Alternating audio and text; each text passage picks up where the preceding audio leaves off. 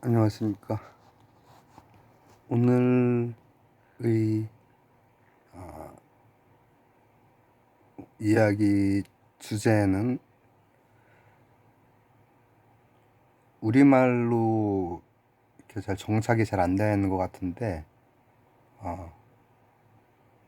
왜냐하면 우리나라는 그 법 제정이 뭐 계속 계류가 되고 해가지고 right of publicity 이게 뭐 초상권하고도 다르고, 이게 무슨 저작권 비슷한 그런 거에 묶이는 것 같은 느낌이 들잖아요. 근데 거기에도 상당히 그 세분화가 되어 있습니다. 그래서 이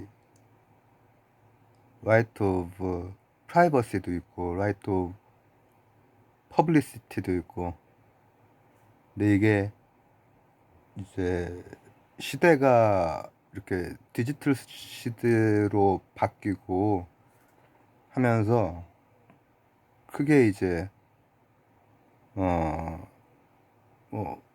쟁점이 되고 있는 것 중에 하나예요. 근데 우리나라 같은 경우에는 K컬처가 굉장히 핫하고 쫙 퍼지는 그런 나라이기 때문에 한 번쯤 다뤄볼 필요가 있을 것 같습니다. 뭐냐 하면은 한 얼마 전에 한 보름 전인가 그쯤에 특허청장이 막 SM 엔터테인먼트를 방문을 해서 뭐 막 이렇게 했던 그 기사가 있어요. 이제 우리는 보통 그런 기사는 잘 안 찾아보죠. 클릭 안 하죠. 그러나 다룰 만한 얘기가 이제 거기에 있기 때문에 우리나라는 퍼블리시티에 대한 법률이 없습니다. 몇 번 시도를 했지만은 원래 진짜 필요하지만 사람들에게 관심을 끌지 못하는 법률은 늘 계류됩니다. 그렇죠? 정권과 상관없습니다. 전 정권에서도 이번 정권에서도 그런 경향이 있기 때문에 이제 문화 강국인 코리아에서 미국만 해도, 미국은 이제 주별로 이제 있죠. 미국만 해도 많은 주에서 이제 따로 그 법률이 있는데 우리나라는 부정 경쟁 방지법 안에 포괄적으로 이제 들어가 있다라고 이제 보통 법률적으로 해석을 하더라고요. 무슨 얘기냐면은 한 2, 3년 전에 뭐 그 전에도 이제 비슷한 것들이 여러 차례 있었지만은 좀 유명한 걸로는 BTS가 유명하잖아요. 근데 이제 BTS의 이제 뭐 여러 가지를 활용해서 금전적 이득을 보는 행위, 이게 중요합니다. 프라이버시권과 퍼블리시티권의 차이는 정신적 피해냐 금전적 피해냐 이거거든요. 근데 이제 금전적 이득을 보는 행위에 대해서 부당 경쟁 그 방지법 안에서 이 right of publicity가 포괄적으로 다뤄진 적은 있어요. 근데 그게 벌써 이제 몇 년 전이고 그 이후로 세상이 정말 빨리 변하니까 지금은 여기저기서 그 뭐라고 표현합니까? 딥페이크라고 표현하죠. 이제 여러 가지가 있습니다. 이 인터넷의 트래픽의 한 과반 이상을 차지하는 거는 선과 관련된 겁니다. 그리고 나머지들 중에서도 뭐 이를테면은 이제 우리가 AI가 이렇게 만들어낸 영상 가지고 진짜 뉴스인 줄 알고 막 깜짝 놀라고 이런 경우들이 있잖아요. AI가 됐거나 아니면은 어떤 뭐 IT 그 툴을 사용해서 이렇게 한 거 보고 이런 일이 있었어? 하고 놀랄 때가 있죠. 그런 근데 그때 보면은 그런 것들이 right to publicity에서의 쟁점은 상업적으로 쓰이느냐예요. 그거 가지고 금전적 이득을 보느냐. 근데 이제는 K컬처라고 하는 것이 굉장히 전 세계적으로 진짜 상상도 못 해본 그런 일이 지금 발생을 하고 있는 거란 말이죠. 근데 그런 것들이 이미 문제가 막 되어 왔고 되기 시작을 하고 계속 변화가 되고 있었고 하단 말이죠. 최소한 아주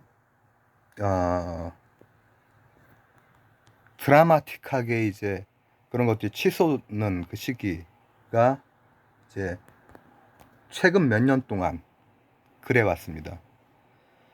그리고 이제 그런 것들은 이제 뭐 성적인 것이 됐건 그런 게 K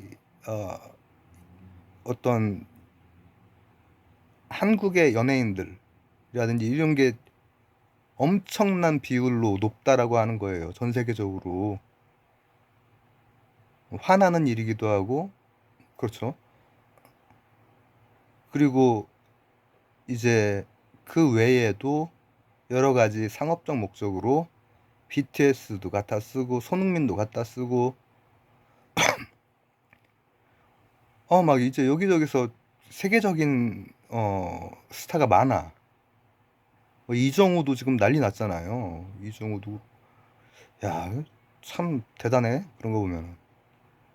근데 이제 그런 것들을 통해서 이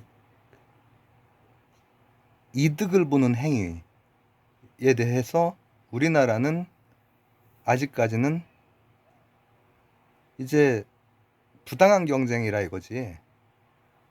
근데 그 안에 실제로 퍼블리시티에 대한 내용이 들어가는 있어요. 그리고 그것에 대해서 법률은 늘 뒤로 밀리고 그거 말고 지금 핫한 게 많으니까 이 뭐 국회의원들은 그런데 다 몰리잖아요. 그리고 실제로 필요한 법률은 다 계류되고 그렇게 계류된 지가 굉장히 오래됐어요. 굉장히 오래됐고 그렇다면은 이제 이게 말씀드렸듯이 차이는 정신적 피해에 대한 법률인 이런 게 다 뭐 상당히 오래전에 거의 한 4분의 3세기 전 미국에서 이렇게 이미 시행된 법률인데 프라이버시에 대한 권리는 정신적인 피해 그걸 갖다 씀으로 해서 이거예요. 근데 이제 퍼블리시티에 대한 것은 금전적인 것까지 금전적인 것 그 두 개 차이가 있죠. 근데 이제 실제로 지금 막 횡행하고 있는 이제 특히 AI를 활용한 혹은 IT 기술을 활용한 이런 데에서는 그것들이 전부 다 해당되는 것들이 상당히 많아지죠. 그러니까 피싱을 해도 이제는 AI 가지고 해버리잖아. 그러면은 너무나 현실적이기 때문에 그리고 너무나 그럴싸하기 때문에 뭐 피해액이 굉장히 커지고 근데 그런 것을 막기 위해서 이제 그게 따로 개별 법률로 제정이 되건 아니면은 지금 뭐 쓰고 있는 이제 뭐 불공정 경쟁 이런 법상으로 이제 그걸 좀 넓게 해석해서 처벌을 하건 이런 것들을 해야 하는데, 그게서 더 중요한 것은 또 뭐냐면은 K컬처가 앞으로도 월드와이드하게 쭉쭉 뻗어 나가겠죠. 그래야겠죠. 그리고 그럴 만한 어, 저력이나 또 매력 이런 걸 가지고 있고, 제가 늘 생각하는 거, 최근에 이제 생각하는 게 뭐냐면, 예전에 여전히 이제 연배가 좀 있는 그 뭐 세계인들, 서구 사람들에게는 일본 문화라고 하는 게 이제 굉장히 크게 이제 각인이 되어 있거든요. 근데 지금은 젊은 층에게, 그리고 앞으로의 세대에게 K컬처라고 하는 게 크게 각인이 될 겁니다. 더군다나 어, 일본 문화와 한국 문화의 좀 차이라고 하면은, 이게 제가 한국 사람이라서 선입견을 가지고서 이렇게 판단하는 걸 수도 있는데, 호감도의 차이가 좀 있어. 호감도. 한국 문화에 대한, 그리고 한국이라고 하는 나라에 대한 호감도. 단순한 이런 호기심이라든지 좀 색다름이라든지 이런 것을 넘어서는 진짜 좀 상당히 매력적으로 끌리는 호감도가 있어. 그러면은 앞으로 이제 세계적으로 이게 단발성인가 했던 것들이 보니까 계속해서 그 다음이 나오고, 심지어는 저 막 백인들이나 흑인들 사이에서 이게 운동으로는 우리가 되겠어? 싶었던 데에서도 손흥민하고 이정우가 나오고, 손흥민이 우승컵을 들어 올리고, 이정우가 바람의 손자네? 막 날라다니고, 바람의 아들이 이제 그 이종범 선수시죠. 야, 근데 참 그런 거 보면 대단합니다. 근데 그게 이제 보면은 그런 K컬처가 결국은 어, 산업으로서 큰 축을 담당을 해야 되고, 그리고 그 산업으로서의 큰 축을 담당을 하는 데에는 이제 관련된 뭐라고 하면 좋을까, 같이 따라가야 되는 그 산업을 보호할 수 있는 장치들이 함께 가야 되는 거죠. 근데 그 중에서 지금 우리나라 법률로도 다양한 다른 권리들은 어, 일정 부분 보호가 되고, 그리고 프라이버시에 대한 것도 어, 충분하게 법률적 근거가 있는데, 퍼블리시티에 대한 것, 이게 실제로는 산업과 굉장히 관련이 된 거거든요. 프라이버시는 정신적인 거에 대한 보상이야. 퍼블리시티는 경제적인 거에 대한 보상이야. 근데 그냥 국내 수준에서 하는 거와 달리 월드와이드한 데에서는 이게 산업으로 커나가는데 같이 따라가야 되는, 그 산업을 보호해 줄 수 있고, 그리고 거기에서 우리가 만들고 엉뚱한 데에서 뭐 이상한 방법으로 이 돈 땡겨가고 이렇게 되면 안 되잖아. 이미 이를테면은 그 플랫폼 같은 경우에는 우리가 만든 걸로 다른 곳 플랫폼에서 가져가, 그거는 정상적으로 가져가는 거죠. 근데 이제 퍼블리시티권 같은 경우에는 이제 부당한 거기 때문에 그것을 통해서 앞으로의 그 성장, 이 문화산업의 성장에서 상당히 이제 중요한 장치가 될 거다. 그리고 지금 있는 법은 말씀드렸듯이 한 3년 전 그쯤에 약간 포괄적으로 이제 부당 경쟁에 대한 그 법, 방지법 안에 그 개념이 들어가는 있습니다. 근데 이제 그에 대해서 되게 적극적인 해석이라든지 아니면 새로운 법률 제정이라든지를 통해서 할 필요가 있죠. 계속해서 K컬처는 아주 쿨하면서도 핫한 소재일 것이고, 여기저기 이제 그거 가지고 돈벌이 해먹으려고 하는 사람들에게는, 그리고 그에 대해서